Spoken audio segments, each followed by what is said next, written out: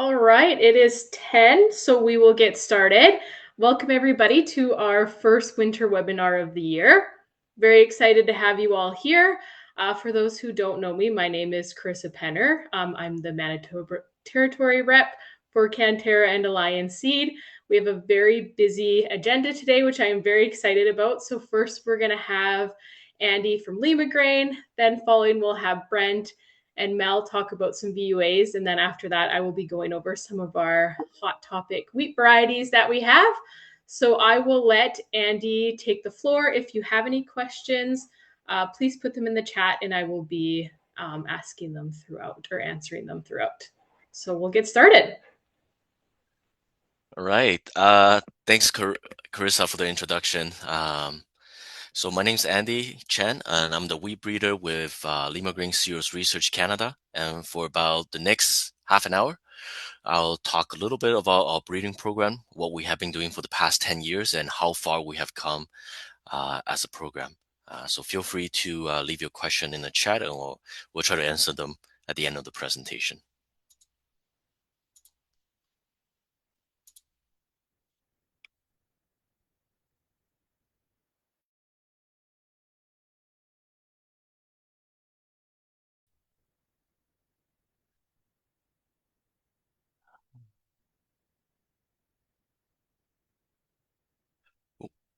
Alrighty, I just want to make sure everyone can see my screen.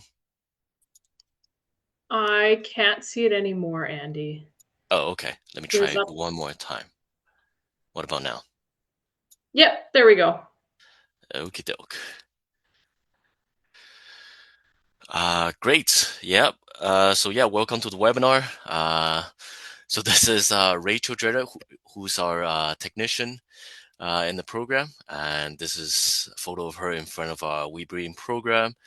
As you can see, we have a lot of plots in our Saskatoon sites, and it was looking really good in the 2025 season. But before we jump into the breeding program, I just thought I'll talk a little bit about myself, how I got to this position today.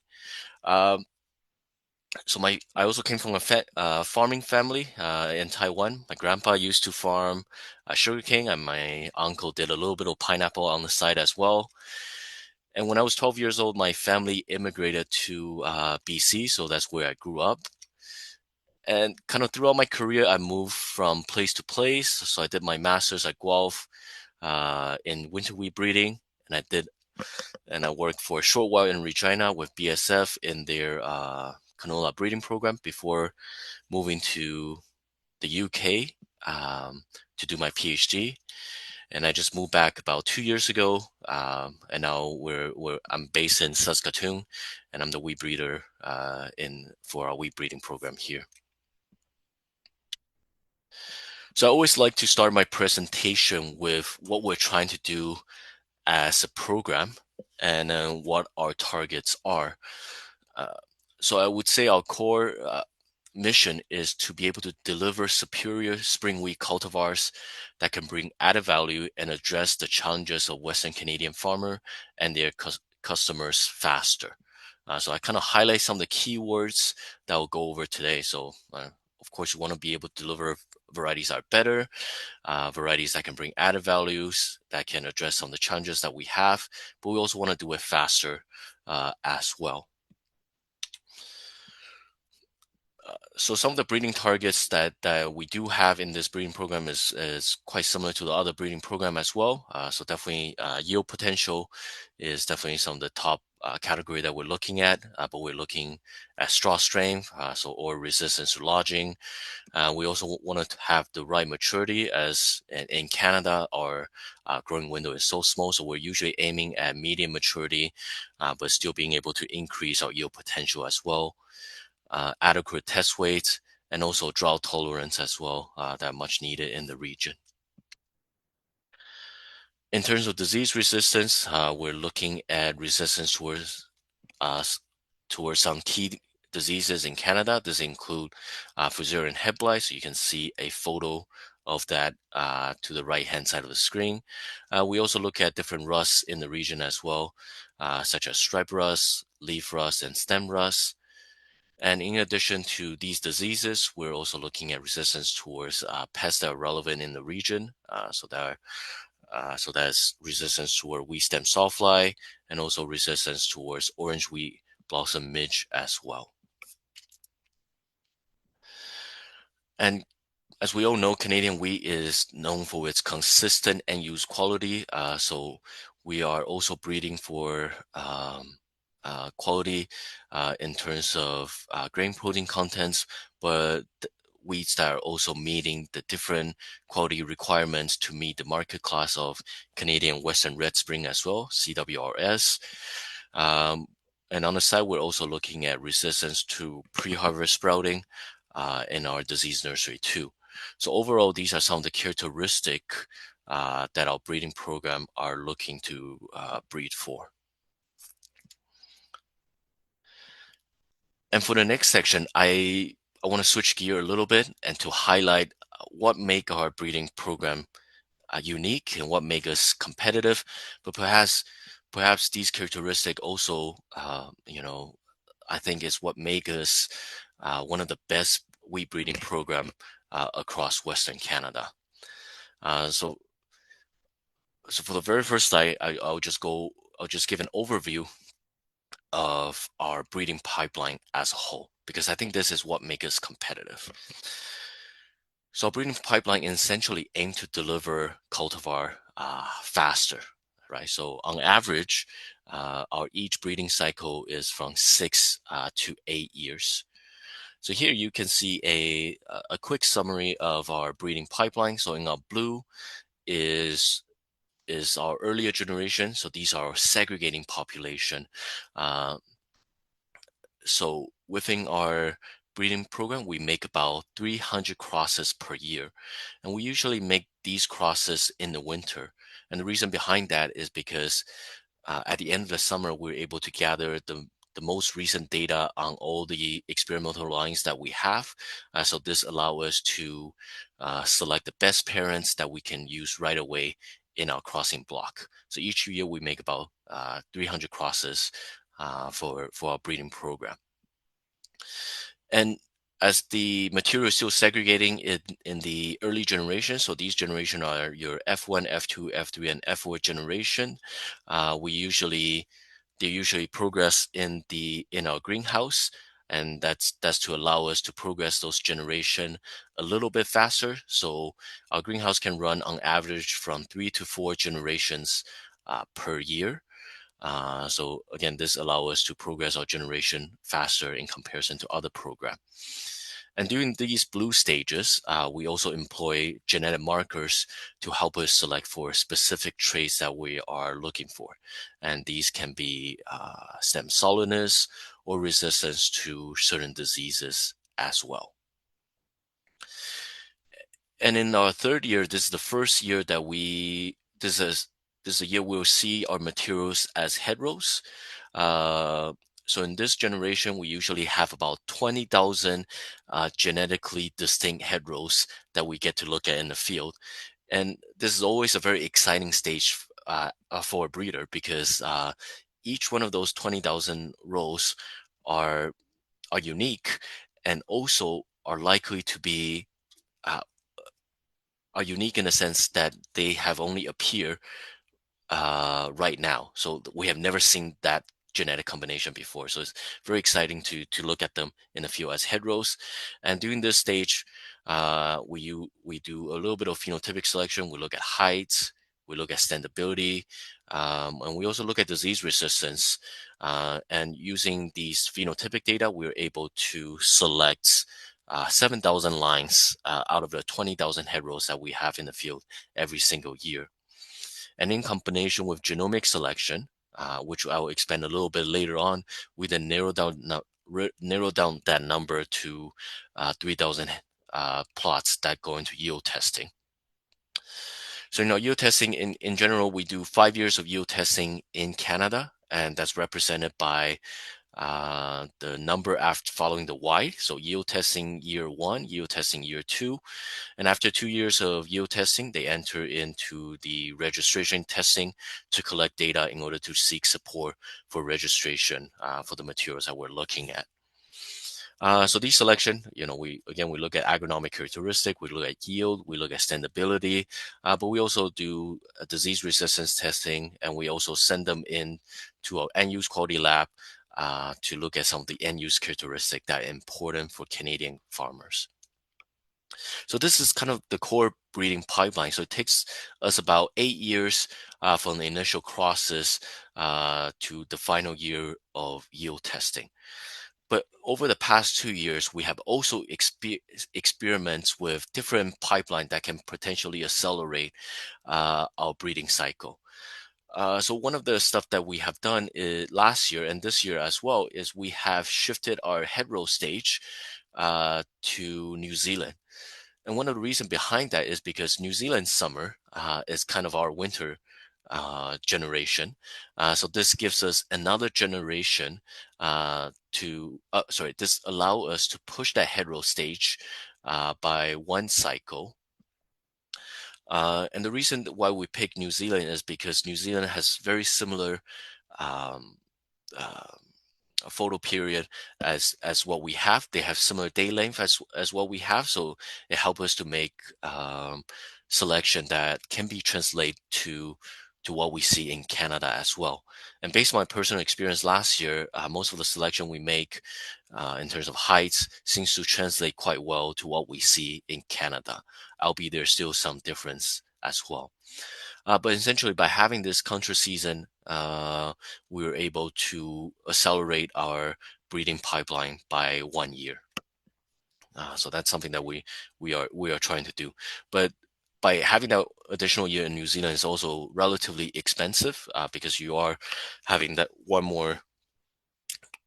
Because we do have to ship the material to New Zealand, they have to be contracted out to other growers to do these testing. So they are a little bit expensive. So at the moment, we only have capacity to do 10% of breeding program, put 10% of breeding program through the contra season pipeline.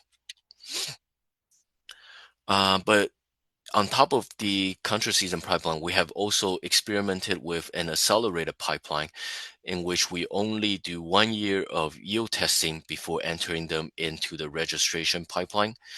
And we're able to do this because we have some genomic information that can give us a little bit more confidence in terms of how our lines are performing.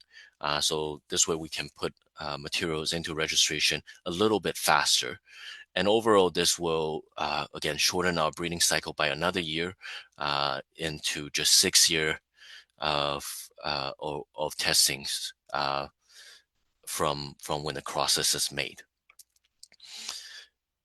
And we usually do our breeder seed production in coherence with our registration testing as well. So in our first year of registration testing, we usually snap 1,000 heads from these specific lines, and we do a second year of seed production as head rows, where we can select against head row that didn't look representative of that variety, didn't look true to what that variety is looking. And in our third year of registration testing, we were able to do a bigger breeder seed production where on average we can deliver 500 kilogram of breeder seed. And this also gives us an opportunity to do a contra season production as well if we want to, or if there are um, experimental line that show very strong potentials. Um, so by kind of uh, lining up our breeder seed production with our registration testing, we're able to deliver breeder seed on average on 7 years after the first crosses is made. So overall, I would say our breeding pipeline not only aim to test our materials faster, but also can deliver breeder seed in a shorter timeline as well. Another thing that I think make our breeding pipeline very competitive is our trial network. We have uh, a very wide testing network across Western Canada. So this year we have 11 internal trial locations across in Western Canada, and we have a location in which we collaborate with Old College in Lacombe. So in total, we have 12 locations across Western Canada. But as you can see, we have 4 locations in Alberta and Lloydminster, Lacombe, Halkirk, Bow Island. We have many locations in Saskatchewan, Melfort, Kindersee, Swift Current, Moose Jaw, and Yorkton, and our home base is in Saskatoon.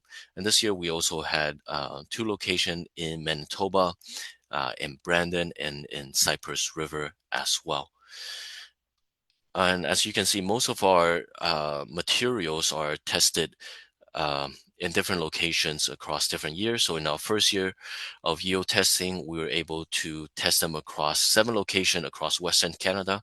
And that's due to our experimental design. We do what we call sparse testing. So not all the experimental lines are tested in every locations, but we were able to place them in strategic locations, which will allow us to predict how well they will perform in each province, but also how well they'll perform across Western Canada as well. So at this first year of yield testing, we have about 3,000 line. And in our second year of yield testing, which we call the advanced yield trials, we have 8 testing locations. Oh, sorry, again, 7 testing location, but this time we have 2 reps per location per entry. Again, this gives us a little more confidence in terms of how these lines are performing. And in our registration trials, we have 12 locations across Western Canada. And I think what our trial network allow us to do is that it allows us to identify wheat cultivars that have broad adaptation across Western Canada, but it also allows us to identify lines that have regional fits, or what we call a regional champion. And this essentially allows us to deliver genetic that can fit your operation, that can fit your region really well. So here I'll just give an example. So this is usually the plot in which help us visualize that. But as you can see, some of the environments are very close and grouped together, and that just shows that these environments, in terms of yield performance, the cultivars we're testing are the number ones in Kindersee. Sorry, the number ones in Kindersee tends to be number 1 in Swift Current. So there's some correlation between these environments that are being tested. And this plot allows us to identify regional champions. So usually we would draw a line across these environments to identify a specialist that has performed really well in that environment. For example, at the front of the line are the lines that perform really well. So for example, 13AA0 is one of our experimental. They have performed really well in these regions, whereas lines such as they're at the back of the line didn't perform as well. So one of them is Carberry, which is one of our Czech, and AAC Oakman, which is another one of our checks that we use. And the reason behind it is Carberry is a very old varieties in Canada, and AAC Oakman is a solid stem variety, which usually comes with a yield penalty as well. So overall, that makes sense in terms of our lines. But you can also see with graph like this, we can identify regional winner. For example, Accelerate performed really well in Melfort, Halkirk this year. Another one of our release line, Breadwinner, also performed really well in Halkirk this year. But overall, what I'm trying to get across here is that by having this wild trout network, we can identify lines that have broad adaptation, but we can also identify regional winners as well. Okay. Another thing that makes us competitive is our pathology expertise. So our pathology department is led by Dr. Antenna, and then he has done. Let's see if I can. He has helped us look at our materials resistance towards some of these prevalent diseases in Canada. So again, those will be Fusarium head blight and the 3 different rusts as well. So you can see in this video, we have a dedicated irrigated disease nursery to select for wheat cultivar with adequate disease resistance. And this is really important because if you think about Saskatoon, we don't really have a conducive environment for screening these diseases. But by having this irrigated nursery, he's able to, create an environment that's conducive for these diseases to happen, and which can help us make some early generation of selection as well. So overall, you can see in here Each row represent a unique varieties here. So on average, in this disease nursery, we're looking at 20,000 unique cultivar that we're testing every single year. So that's quite a big scale that Antenna is testing every single year. And in this video, you can see here what he's doing is he's spraying disease inoculum on these rows at the right stage each year. So every winter, he would increase these inoculum amounts in the dedicated lab to a certain volume, and then he would then inoculate these plants with those diseases. So I think in this case, he was inoculating them for leaf rust. And then later on, this will generate enough disease pressure in which we can make selections on. So at the end of the season, what we see is something like this. So we'll see rows right next to each other. So you can see the varieties on the left has shown really good resistance towards stripe rust, whereas the variety on the right didn't do too well against stripe rust. So ideally, we get good disease pressure every single year that allow us to make good selection and to generate varieties that have good disease resistance as well. So usually by the end of each year, Antenna will say, hey, Andy, I think we should drop this line because of this poor resistance. And usually we would drop it based on its disease resistance as well. But in addition to what we have in-house, what we also have is an extensive collaborative network for additional testing. So, for example, we work with AFC to do a little bit of public-private disease testing for some of the relevant diseases for Canada. But we also work with universities in the States, such as NDSU and SDSU, to look at Fusarium and headblight resistance of some of these variety.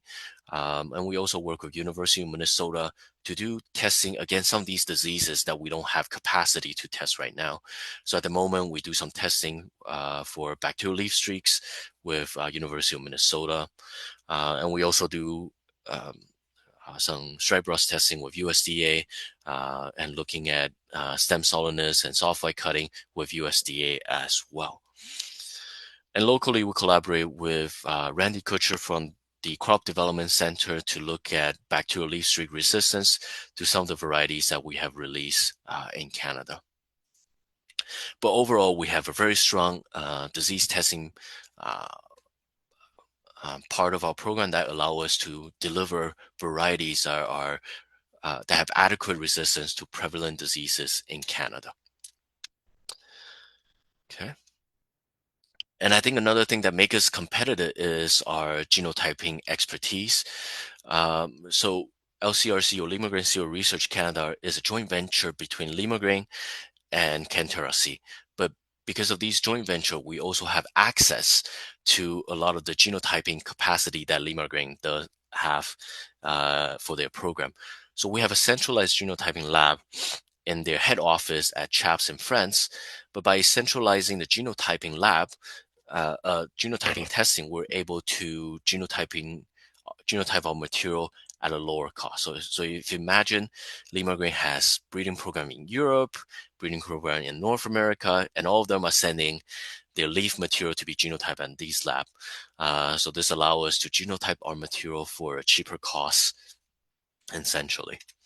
And by doing it at a cheaper cost, it allows us to do more. So here, each plate represent samples with 96 independent genotypes. So you can see these little wells in which we put our leaf samples in. And these genotyping service can allow us to do a very targeted genotyping. So we can screen our materials for resistance for genes that help resistance towards major disease, such as stem solidness markers or resistance towards stripe rust. But it also allows us to do high density genotyping that will support us in process such as genomic selection.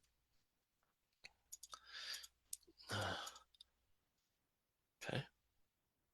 Oh, Just a 5-minute warning, Andy. oh, 5 minutes. Okay. All right. Well, I'm going to have to jump forward a little bit then in this case. So by having access to cheap genotyping and we were able to do a genomic selection, which is essentially a prediction model. So our program has been in Canada for the past 10 years. So this allows us to gather a lot of phenotypic data, and in combination Hey, with this, oh, Andy, sorry to interrupt. Your slides, it's still on what makes us competitive, our pathology expertise. I'm not sure if you wanted that advanced. oh yeah, uh, okay, not sure why that is, but I'm gonna reshare my slides again. Yep.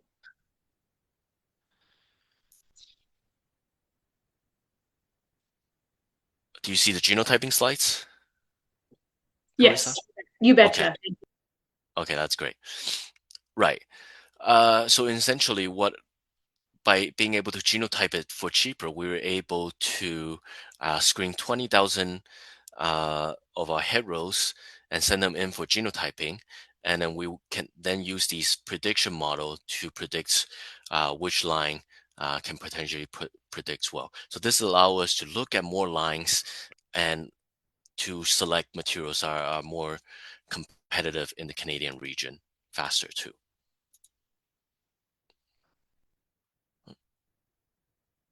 And this is one of the example with the model. So you can see on the right hand side, okay. So this is a graph that illustrates gluten strength for wheats in Canada. So ideally, we want to select for lines that are higher in gluten strength. And our vertical axis is our prediction model, and then our horizontal axis is our is what we actually collected in the field. But essentially, what this model is allowing us to do is that even without actually testing them in the field, we can select for end use quality parameters. So if it is really low in terms of our prediction model, it is generally low in what is happening uh, when we phenotype them as well. So we see this positive correlation that we have here. But essentially, our genotyping expertise allow us to select for traits that otherwise traditionally would be really difficult to screen in the breeding program, such as end use quality and disease resistance as well. Okay,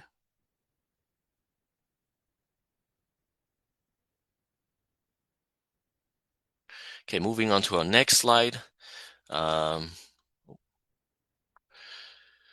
I'll just speed up here a little bit, but essentially we also have a dedicated greenhouse facility, which we call our plant production hub, that allow us to do large number of crosses each year.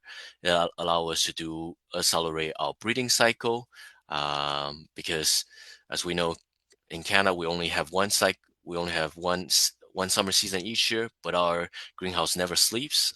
In winter and early spring, we also grow our uh, breeding materials in the greenhouse in order to again accelerate our breeding program a little faster.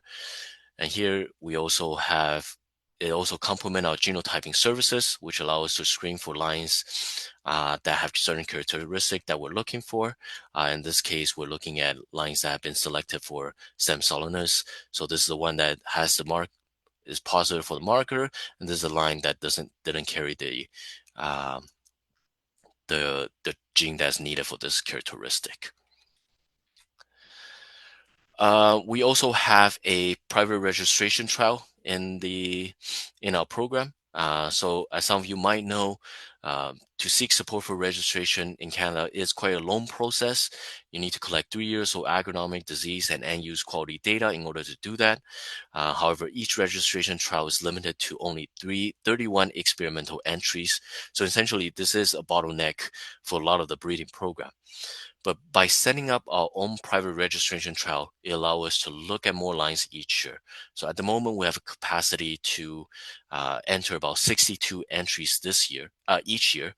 So this essentially double the number in comparison to other breeding programs that are currently in Canada. So essentially, having our own private registration trial, where we have the capacity to look at more varieties each year. And as I mentioned earlier on, end use quality is key for breeding for wheats in Canada. So our dedicated end use quality lab based in Colorado allows us to screen for those parameters early on through our breeding process, and it is very essential for us to deliver wheats that meet the requirement for Canadian Western Red Spring market class. So this is an example of us baking the bread and testing the bread, looking at the volume of that bread in this instruments right here. And I think another thing that also makes us competitive is our commercial trials. So in collaboration with CANTERRA Seed and Alliance Seed, we we given an opportunity to have a reality check. Is our variety actually better? How does our variety compare against some of these varieties that are commercially available right now? So each year, what Alliance Seed and CANTERRA Seed do is they provide a list of variety that they want to see our lines being tested against, right? They want to see our lines being tested against, in some of the popular variety, AAC Brandon, but also in some of the more recent variety, West King, Viewfield, Wheatland, and Starbuck as well. So this trial allow us to see how some of our variety perform against some of these, commercial variety that are better.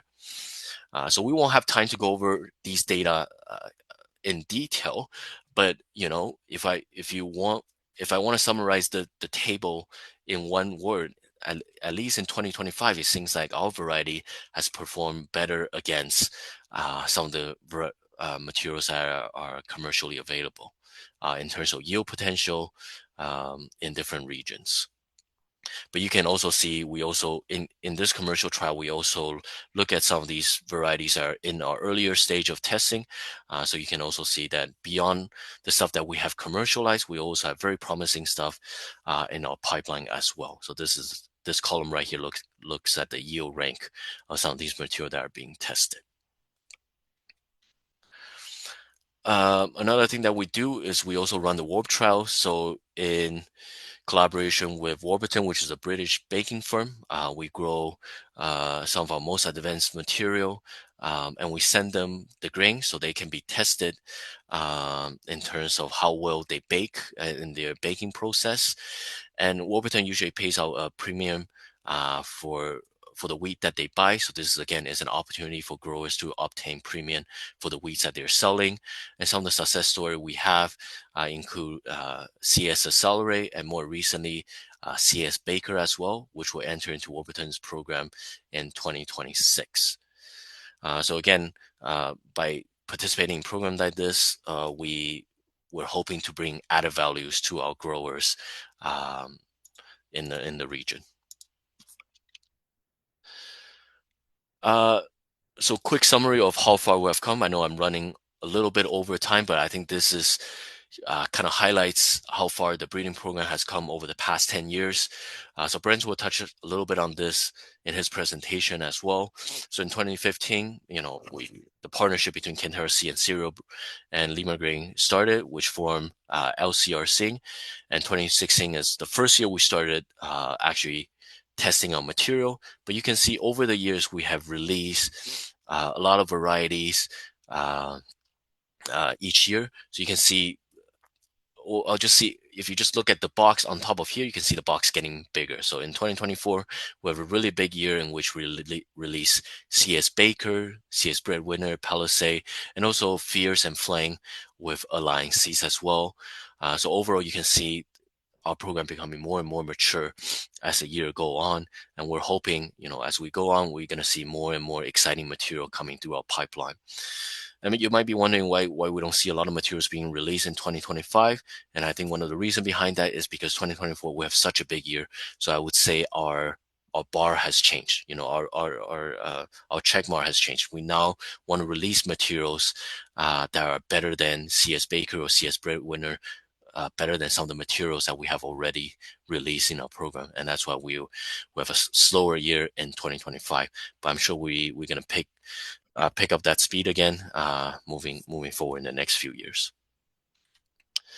So Canada and beyond, I was saying we had 12 trial sites across Canada, but we also contracted 12 trial sites in the US as well to look at some of these materials and how they can perform in the US.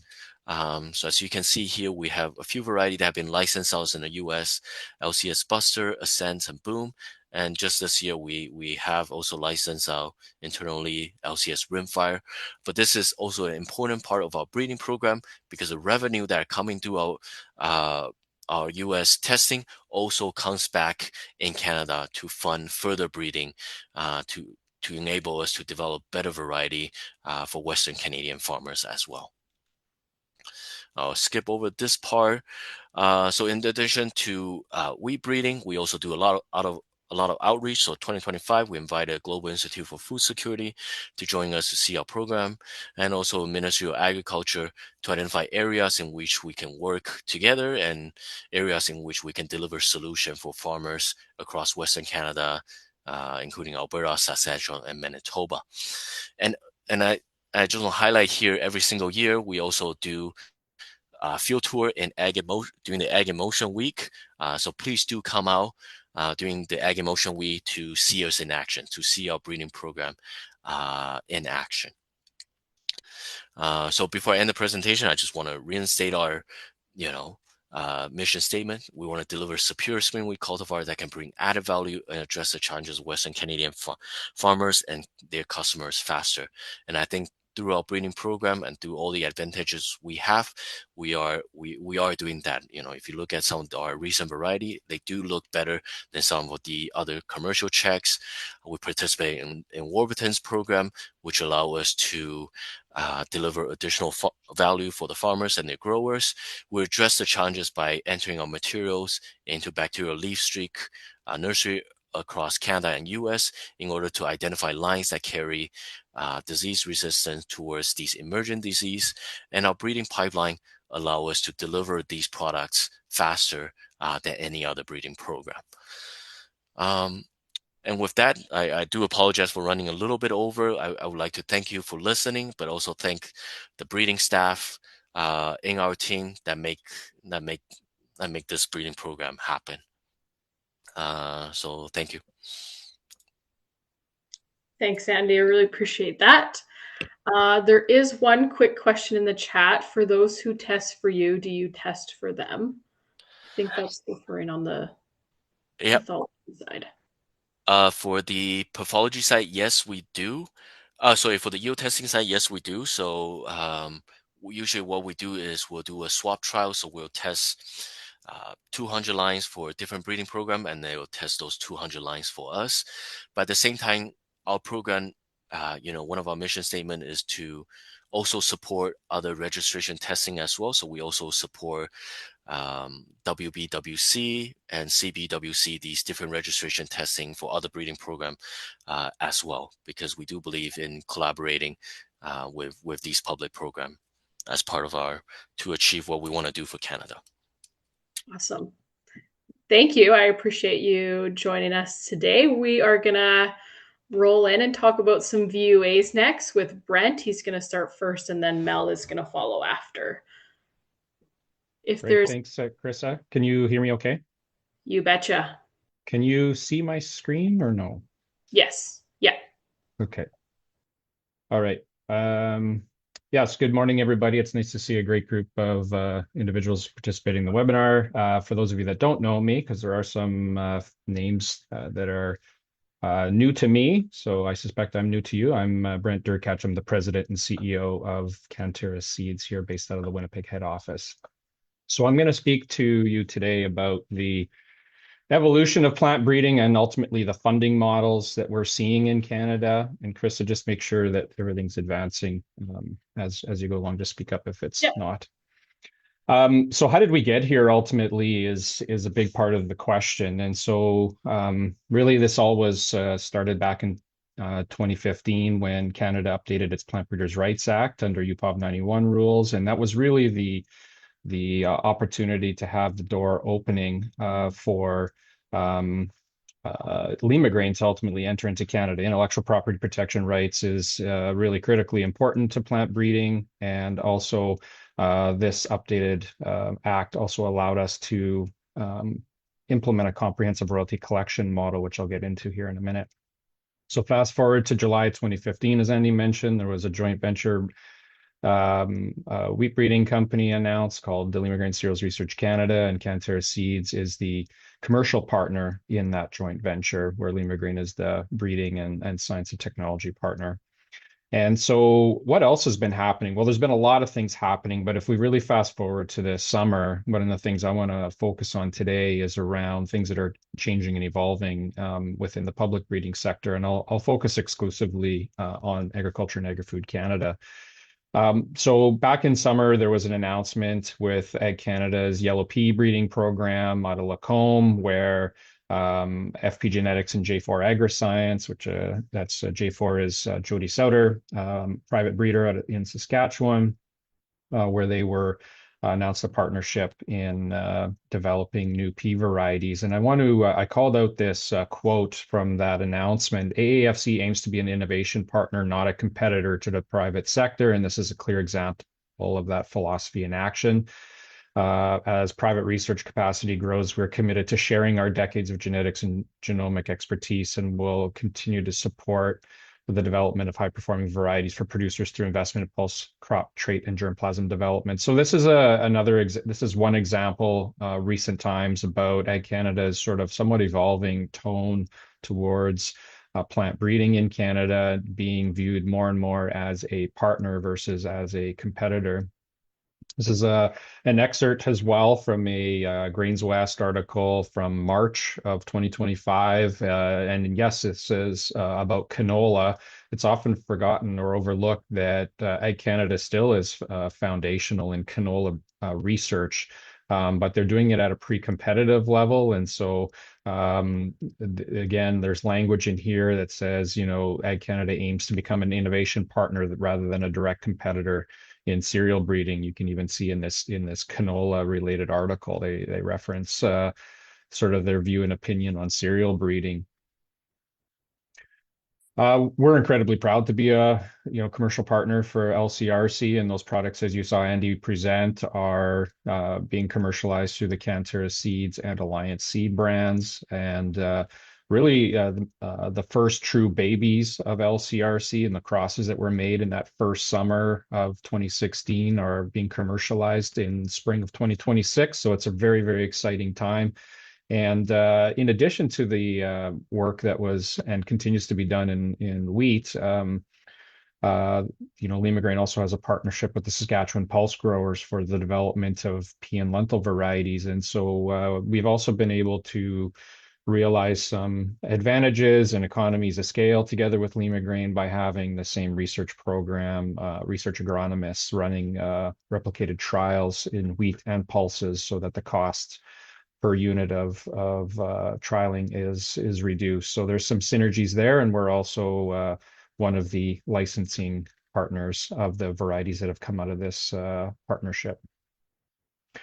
So fast forward to November of this year. So November 4th, I believe, there was the announcement of the budget that was tabled by the federal government. And I borrowed this slide from the Canadian Agriculture Policy Institute, CAPI, Tyler McCann. Some of you may be familiar with that name. And I just wanted to highlight in yellow there where AAFC is called out, where it's a little bit more specific to what could be impacting breeding. So AAFC will reduce certain science activities where a more streamlined approach can be taken, or where capacity exists elsewhere, for example, in academia and industry. Ag Canada will focus on core priorities and streamline its science operations to make them more cost effective for the long term. And the numbers underneath there are the projected reductions in funding that are included in the budget that was tabled and is currently under review with members of Parliament. So to me, what this says is that, we've been sensing and hearing this evolution and change of reduced public funding towards agriculture, and more specifically, that it could impact plant breeding. How much of that does it, what could it mean for plant breeding? Nobody really knows quite yet for sure. I think the staff at Ag Canada will have some difficult decisions to make, and it's really difficult to know exactly for sure. But I think it's safe to assume that there will be less resources available rather than more when it comes to the public sector. So why does that matter to CANTERRA Seeds, to add to plant breeding, and to all of you participating in this webinar today? Well, it's really about how are we going to effectively fund plant breeding in Canada. And so number of years ago now, there was a comprehensive value creation stakeholder consultation. And so it was a long process. It was a combination of in-person and virtual engagements and feedback. And there was really two royalty funding models that were discussed and considered. One of which was an endpoint royalty model, which would essentially be collecting a royalty on harvested grain at when it's delivered to primary elevators, and the alternative being a farm save seed royalty model, which ultimately became the variety use agreement model that would collect a royalty on farm save seed. So now there was not a consensus in the discussions and debates around these two options, but ultimately the farm save seed royalty model or VUA is the one that industry proceeded with. So what does that look like today? Well, there are currently 25 varieties listed in the farm safe seed royalty model, the VUA model. This is all publicly available information that you could find on the Seeds Canada website. And so the ones that are highlighted in green are the varieties that are licensed and commercially being launched through the CANTERRA Seeds and or the Alliance Seed brands. So you can see we have 17 of the 25 varieties, and we've been incredibly committed to this as a sustainable funding model for plant breeding in Canada. You'll also notice the breeder names that are listed there. The vast majority of those are from the LCRC wheat breeding program or the Limagrain Saskatchewan Pulse Grower partnership and collaboration program. And the only yellow highlighted variety there you can see from Agriculture and Agri-Food Canada is actually a milling oat variety that's quite a niche product in Eastern Canada. So what's obvious in its absence, perhaps, is the fact that public breeding programs currently are not actively advancing their varieties within the VUA model. But based on what I shared with you earlier around reduced funding, one has to think that that's a quite possibility and something that we're actively encouraging. So our unique perspective, we're a few months away. In March of 2026, we'll be celebrating our 30th anniversary in business here in Canada, and so we have very deep roots in agriculture in the seed business. So we believe our voice matters on this really important topic. We're also farmer owned and farmer influenced through our ownership group and our management. And we also do represent and license varieties from public and private breeding programs. And we've also, as you've been hearing, we've been investing our own resources for the last 10 years into breeding. And currently, we represent about 60 varieties of cereals, pulses, and special crops in Western Canada. And we are very much an active encourager of VUA varieties. Obviously, we have the most varieties in the model, and so we're actually encouraging others to participate as well too. We also believe that Limagrain being one of our key partners, that they have the right attitude and approach and partnership to encourage more collaboration and opportunities in plant breeding. And so our motivation ultimately is to increase the level of investment in plant breeding in Canada and to make sure that that is done in a fair and sustainable funding model. So with that, I'm going to turn it over to Carisa. Awesome. Thank you, Brent. Up next, we have Mel from Seeds Canada, who's also going to be diving a little deep into VUAs as well. Okay. Just make sure we've got this rolling here. Okay, can everybody see my screen? Does it and hear me? You Okay. betcha. I'm gonna apologize off the bat. I'm probably gonna cough. My voice is hoarse. It's not from the Rough Riders. It is still lingering from the World Series. I'm a ball person. Um, I don't know whether everybody knows me or not. I'm Reekie. I do the operational side of Variety Use Agreement and IP over at Seeds Canada. I took a bit of a different path to get to Seeds Canada. I worked for a few years in the grain industry with Sasby Pool and ultimately Viterra. And I managed the Canadian Charlet Association for a few years. So when Andy's talking about genotyping, I was involved in bringing the genotyping phase into the Charlet world. So there's a lot of differences, but there's a lot of similarities between the different sectors in agriculture. Just this past weekend, I bypassed my 4 years with Seeds Canada, and I've been dealing with the VUA since day one. So that's a bit about me. I work closely with Lauren Hadley over at Seeds Canada here on the operation side. And then I work very closely with Lorraine Camine too. She does the policy stuff. I shouldn't say stuff. She does everything encompassing on policy. I'm going to touch on the operational side of the VUA today. So we'll get started. Uh, Hopefully that advances, maybe. There we go. Okay. So I think first and foremost, intellectual property, including the variety use agreement, is a priority at Seeds Canada, for us and our members. When you listen to Andy speak about 8 years to develop a variety and bring it to the commercial use for the producer, that paints the picture. I don't know what else we need to say about needing to respect that. So at Seeds Canada, we do our best to help everybody on the intellectual property side respect IP. And so the VUA, it's an industry initiative, but it is administered by Seeds Canada. And we work closely with the Business Services Steering Committee. It's made up of members and distributors that are part of the program. And so we move forward on the VUA initiatives, changes, edits, all of that stuff. We move forward on a unified front to bring what's best for everybody involved. So that's how we move and navigate and move the program forward. We do it with working with the Business Services Committee. This is a bit of a throwback slide. Brent mentioned it, all the talks that went across Canada on value, transparency, and choice.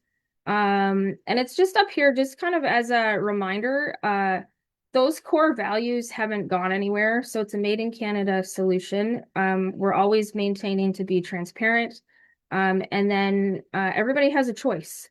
So I think those three things are paramount to remember when thinking about the VUA. As a general overview of the program, Brent mentioned UPOV 91. So all varieties that are in the program, they must be protected by PBR 91. So that kind of starts the domino effect with all the steps that kind of go into play for the program to run. So it starts with ultimately with Andy and the breeders, the distributors. They decide what varieties go into the program. They have to be PBR 91. And then from there, you will assign your varieties to your authorized retailers. The retailers can then educate their customers on the VUA program requirements. So you enter the certified seed sales to their purchasers. I use purchaser and producer kind of interchangeably.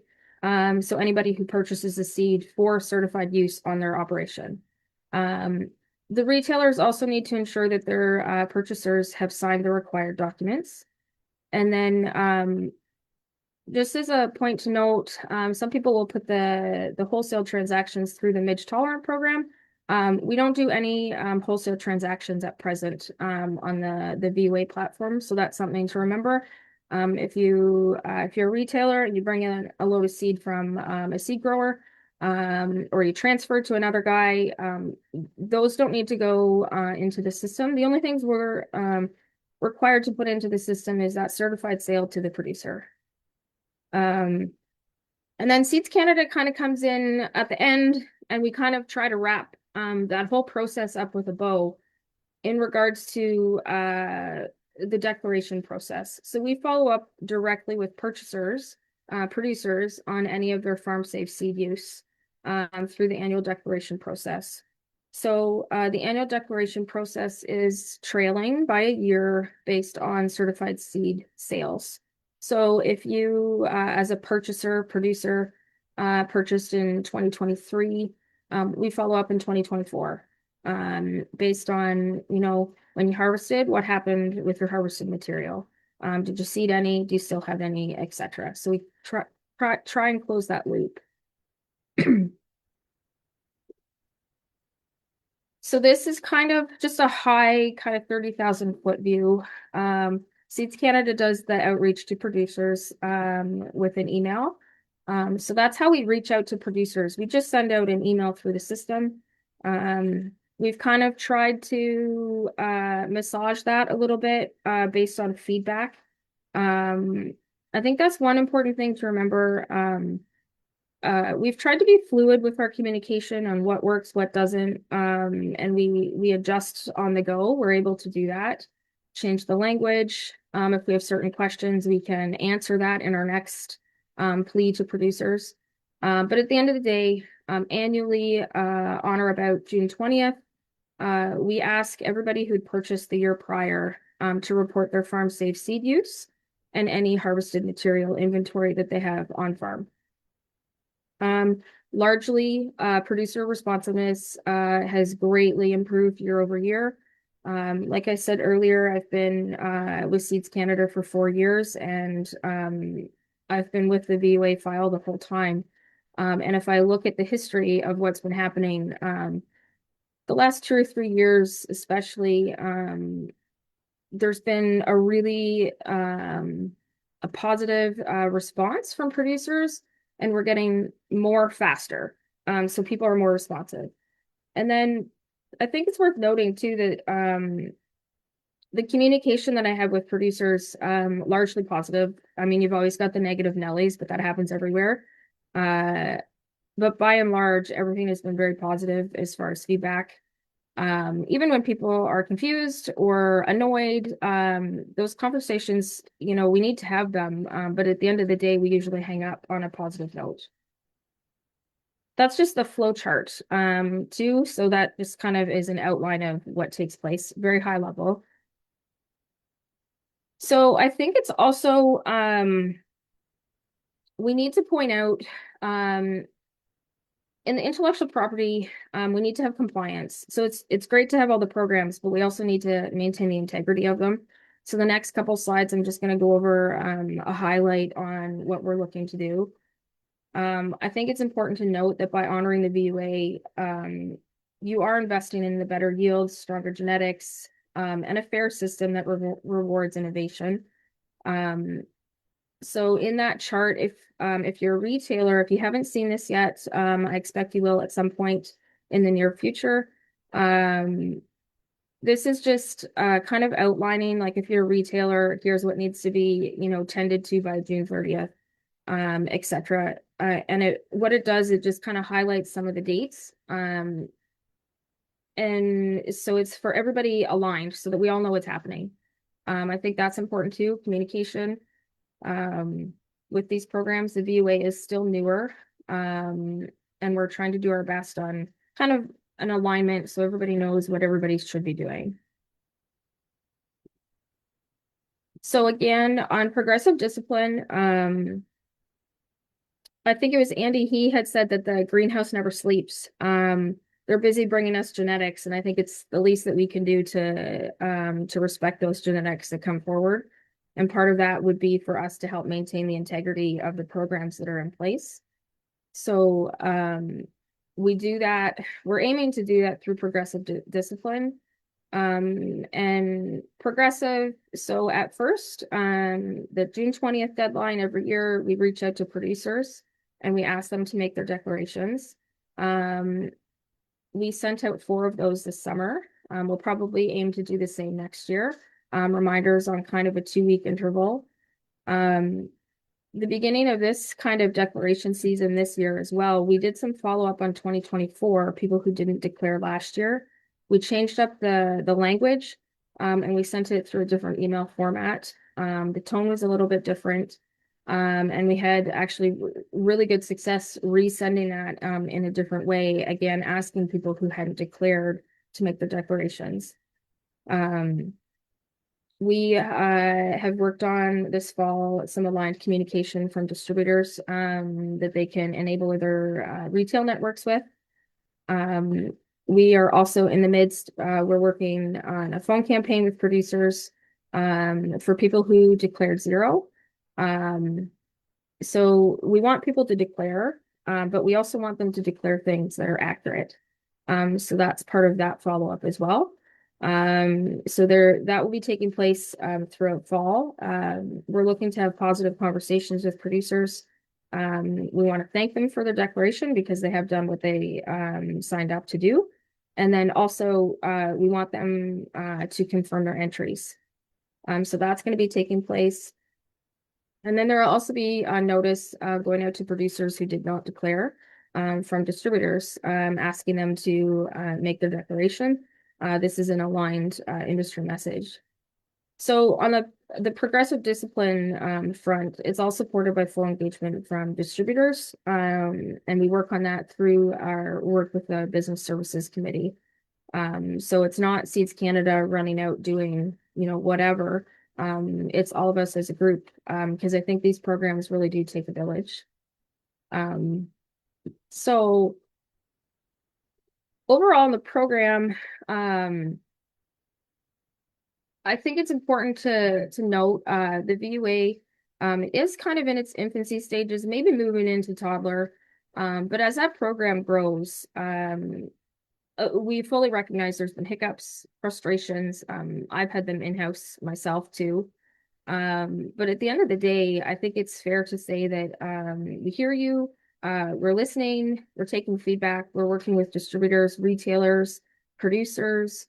And out of that, we've tried to remain fluid on what we can do with the program to make it the best that it can be, while standing on two legs if something goes awry. But we want to highlight the user experience. So in fall of 2023, we did an overhaul on functionality, and our primary focus was the user experience. Myself included, I'm not the best on computers, so if it didn't make sense and I couldn't make it work, we have an in-house tester because I'm not very good at that stuff either. So we kind of have a level of that in-house. We are continuing our efforts as well to maximize user experience. This fall, we all gathered and we have a host of improvements that are set to be implemented over the next few months. Some of the highlights of the improvements that would be of interest to you guys on that front are on the screen there. It's not limited to those. We have a whole host of things that we're going to rejig in the background. One of them for you retailers is allowing edits to purchaser agreements. You're not going to have to delete and re-enter. They're going to rejig that. Declaration notices to producers. This, I'm really excited for that one. I should have it highlighted and bouncing on the screen. So producers, they're not going to have to log into the system. Nobody likes forgetting a password, redoing a password, and all of that. So we're going to include a specific activated auto login link so you can just tap, enter your information, and Bob's your uncle. I'm really looking forward to that one. We're also going to enable text messaging options. Some people get text messages through the program. We haven't done that with declarations, but we're going to include them now. And then there'll be some additional report functionality for the retailers. So that's kind of the next couple months what we're looking into. So on the VUA, the operational front, the next couple months will be improvements to it, and then also more on the compliance side. That's everything kind of in a nutshell. I hope I didn't go too fast.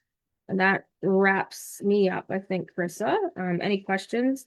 Outside of the webinar too, feel free to give me a shout. My email's on the screen there at any time.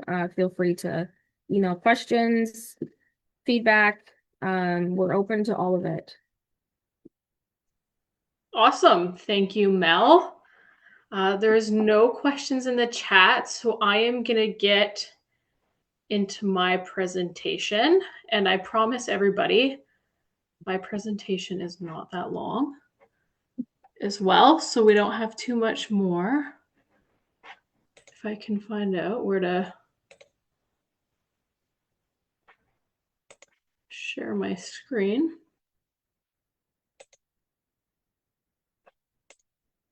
There we go. Sorry. All right.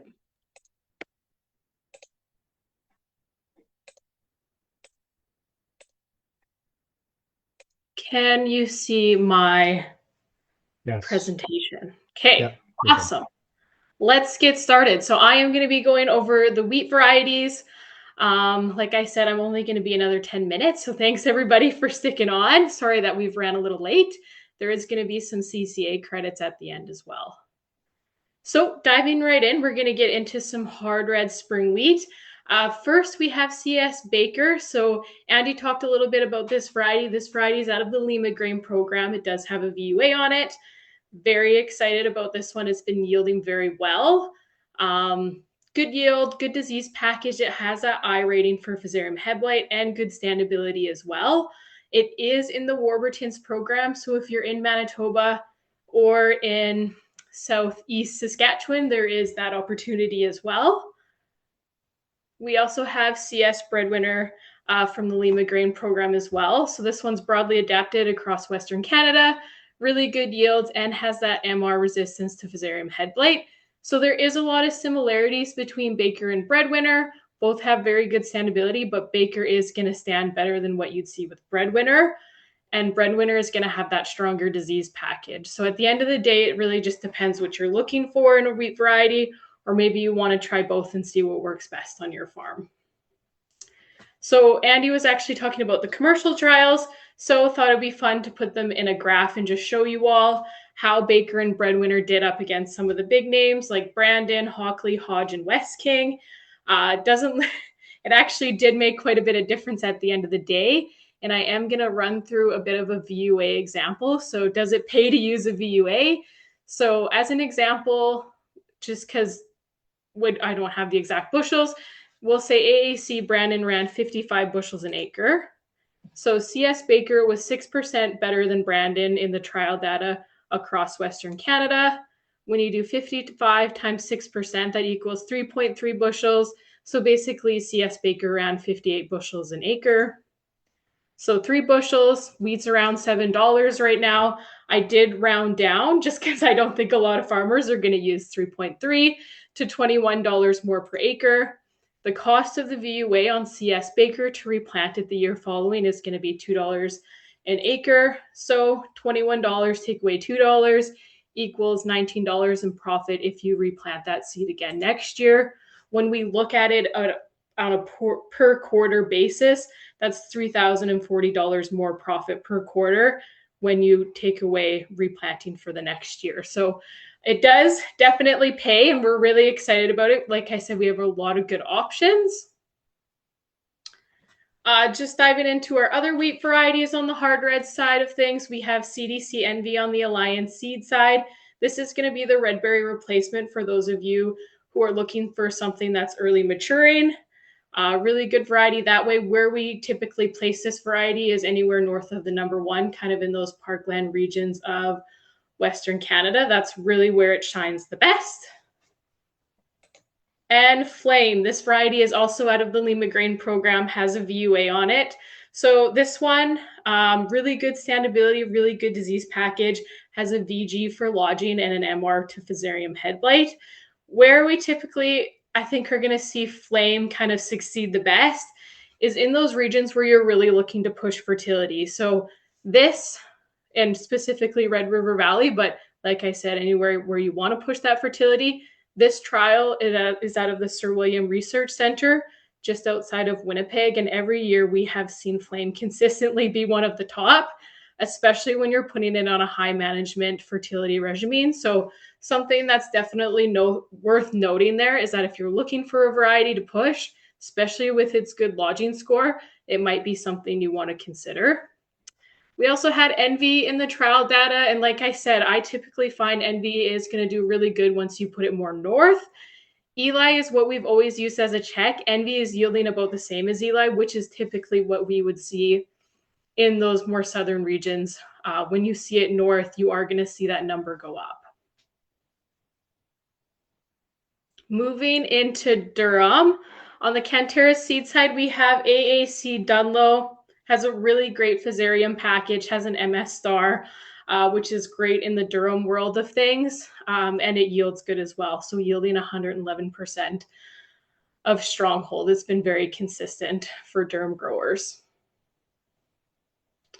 Moving on into some AAC Weyburn VB on the Alliance seed side. This is a really great variety if you're looking for a solid stem or wheat midge tolerance. I know that there's quite a few areas who do have those issues, and this is a really good variety performance-wise for that. It has that good package on it as far as insects go. It's about medium plant height, which if you're in the Durham area, that is actually kind of preferred. So yeah, it's been very consistent for us. It's been a very good yielder. It typically is one of the top yielding solid stems and as non-solid stem as well, as far as all Durham varieties go. Next, we have CDC Evident. Really excited about this one. This is our first launch year with CDC Evident, so you'll be able to get some this spring. It is the CDC Precision replacement if you've been a CDC Precision lover for quite a few years. This is going to be your next best to grow. I kind of like it because it complements that it doesn't have that solid stem and wheat midge tolerance if that's not something you're looking for. If you're looking for a stronger disease package, Dunlow might be a better fit for you. But Evident, its claim to fame really is yield, and the breeder himself has said this is one of the top yielding Durham varieties that he's breeded to date, which is always really exciting to hear. Moving into Canadian Prairie Spring Red Wheat, we have CS Recoil, which is coming soon.